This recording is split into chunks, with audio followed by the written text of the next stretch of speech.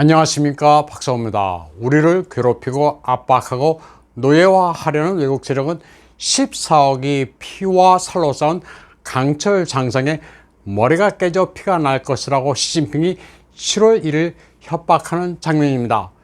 시진핑이 군국주의를 대놓고 선언한 겁니다. 이날 백발이 된 후진타오의 표정입니다. 웃음기 하나 없습니다. 국무원 총리 리커창도 마찬가지입니다. 이 두 사람의 표정은 뭐라고 형언하기는 힘들지만 많은 것을 함축하고 있습니다. 중공 건당 100주년을 전후해 불길한 현상이 잇따르고 있습니다.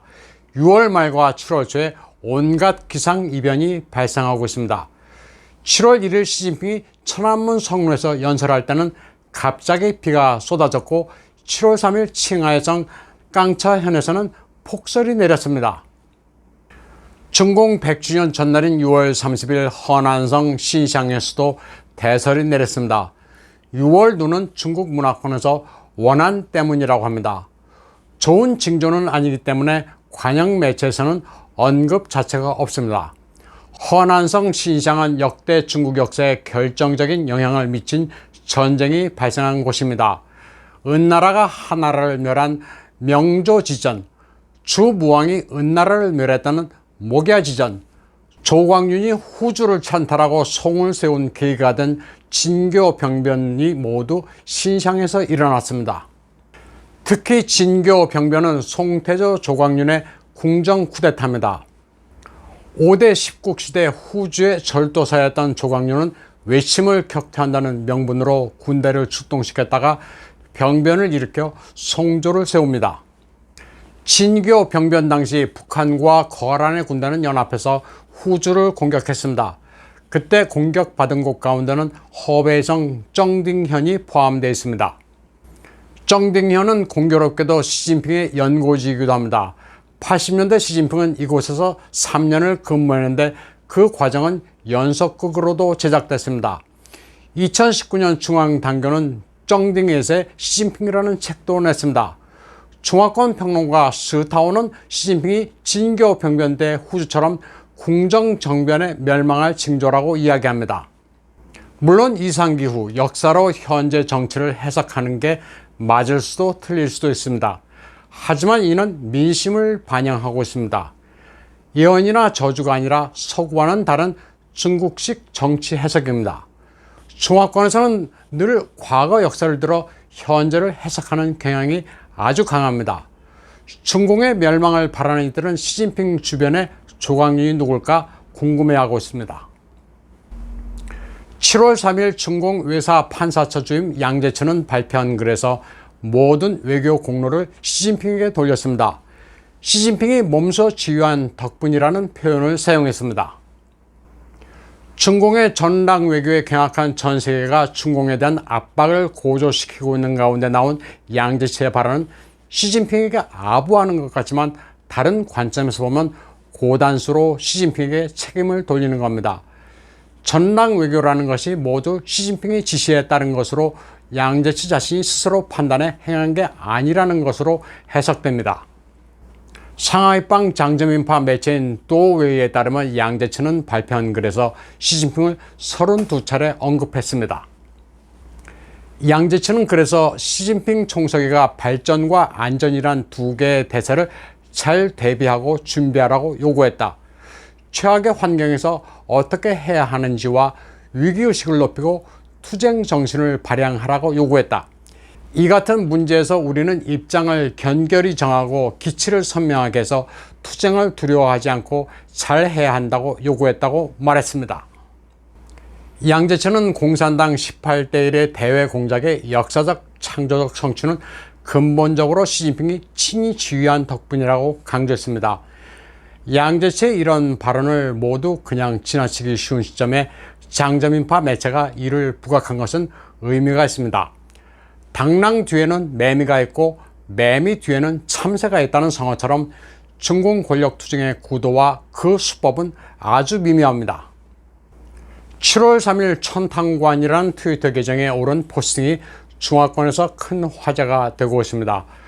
중공 건당 100주년 행사에서 천안문 성로에 오른 홍월다의 명단입니다. 천안문으로 향한 전용버스에 탑승한 사람들의 이름이 적혀 있습니다. 7월 1일 식사, 집합, 승차 장소가 적혀 있는데 1호차부터 10호차까지 보신라의 동생으로 보이보의 셋째 아들인 보시청을 포함한 홍월다의 명단이 빼곡합니다.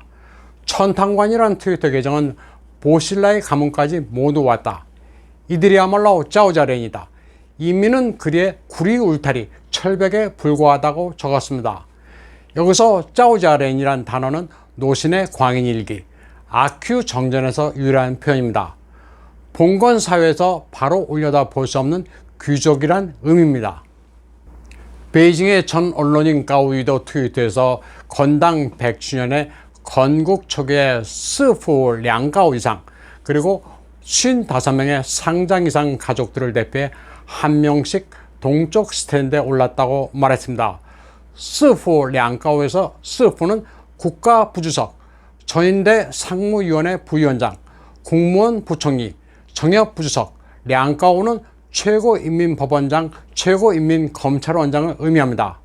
좌석 서열은 부친과 조부의 서열에 따라 정해졌습니다. 이 표를 본 네티즌들은 완전히 봉건 왕조다. 이는 현대국가가 아니라는 반응을 보였습니다. 또 만주 청조의 8기와 같다.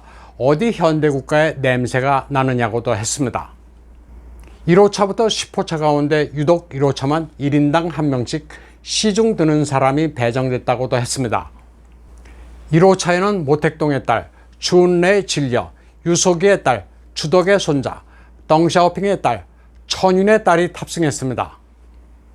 공산당 초기 발행 주식의 주주들로 비유되는 이들입니다.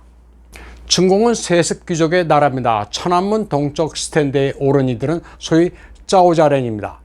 공산당은 인민이 강산이라고 하는데 그 강산은 저들의 것입니다. 그들이 강산을 만들었다고 하는데 바로 인민을 두들겨 패 머리가 터져 피가 나도록 만들었다는 비판도 눈에 띕니다. 인민이라 부르는 강산에 앉아있는 꼴은 인민의 머리 위에 앉아서 위세를 부리고 그들만 잘 사는 것이냐는 신랄한 비판이 나왔습니다. 다음 소식입니다.